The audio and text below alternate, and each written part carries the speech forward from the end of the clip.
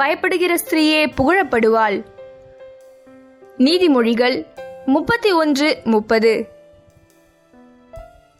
ஆண்டவரிடம் அச்சம் கொண்டுள்ள பெண்ணே புகழத்தக்கவள். நீதிமொழிகள் 31:30. A woman who honors the Lord should be praised. Proverbs chapter 31 verse 30.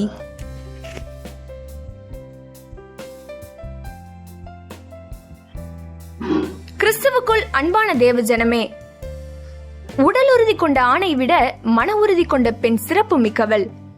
தாயாக, மனைவியாக, தங்கையாக, அக்காவாக, மகளாக என்று நம் உறவின் அனைத்து பகுதியிலும் நீக்கமற நிறைந்திருப்பவர்கள் பெண்கள். ஒவ்வொரு ஆணின் வெற்றிக்கு பின்னாலும் ஒரு பெண் இருப்பாள் என்று கூறப்படுவது இதனால்தான். வேதத்திலும் சில ஸ்திரீகளை பற்றி வாசித்திருப்போம், கேட்டிருப்போம். சிலர் கர்த்தருக்கு பயப்படும் பயம் இல்லாமல் தங்கள் சுய யோசனையினால் பாவத்திற்குள் தள்ளப்பட்டிருக்கின்றனர். சிலர் மரித்தும் சென்றுள்ளனர். நற்கிரியைகள் நிறைந்த ஸ்திரீகள் முதலாவது கர்த்தருக்கு தங்கள் வாழ்க்கையில் முதலிடத்தை கொடுப்பார்கள். அப்படிப்பட்ட பெண்களின் வாழ்க்கை ஒரு ஆசீர்வாதம் நிறைந்ததாகவும் சமாதானம் நிறைந்ததாகவும் விளங்கியுள்ளதை நான் பார்த்திருக்கிறேன். என் அன்பு தேவ பிள்ளைகளே, குணசாலியான ஸ்திரீகளை இந்த காலகட்டத்தில் கண்டுபிடிப்பது அரிதான ஒன்றே. இதனால்தான் என்னவோ ராஜாவாகிய சாலமோன் 2000 ஆண்டுகளுக்கு முன்னரே எழுதி வைத்து விட்டார். பழைய ஏற்பாட்டில் ஏவாள் கர்த்தருடைய வார்த்தையை மீறி சாத்தானால் வஞ்சிக்கப்பட்டு பாவத்திற்குள் தள்ளப்பட்டாள். லோத்தின் மனைவி கர்த்தருடைய வார்த்தைக்கு கீழ்ப்படியாமல் போனபடியால், உலகத்தின் ஆசை இச்சைகள் அவளை இழுத்தபடியால் திரும்பி பார்த்து உப்பு தூணானாள் என வேதம் கூறுகிறது. புதிய ஏற்பாட்டில் இயேசு மார்த்தாளுடைய வீட்டிற்கு செல்கிறார். அந்த மார்த்தாளுக்கு மரியாள் எனப்பட்ட ஒரு சகோதரி இருந்தாள். அவள் இயேசுவின் பாதத்தருகே உட்கார்ந்து அவருடைய வசனத்தை கேட்டுக் கொண்டிருந்தாள். மார்த்தாளோ பற்பல வேலைகளை செய்வதில் மிகவும் வருத்தம் அடைந்து அவரிடத்தில் வந்து, ஆண்டவரே, நான் தனியே வேலை செய்யும்படி என் சகோதரி என்னை விட்டு வந்திருக்கிறதை குறித்து உமக்கு கவலை இல்லையா? எனக்கு உதவி செய்யும்படி அவளுக்கு சொல்லும் என்றாள். இயேசு அவளுக்கு பிரதியுத்தரமாக, மார்த்தாளே, நீ அநேக காரியங்களை குறித்து கவலைப்பட்டு கலங்குகிறாய். தேவையானது ஒன்றே. மரியாள் தன்னை விட்டு எடுபடாத நல்ல பங்கை தெரிந்து கொண்டாள் என்றார்.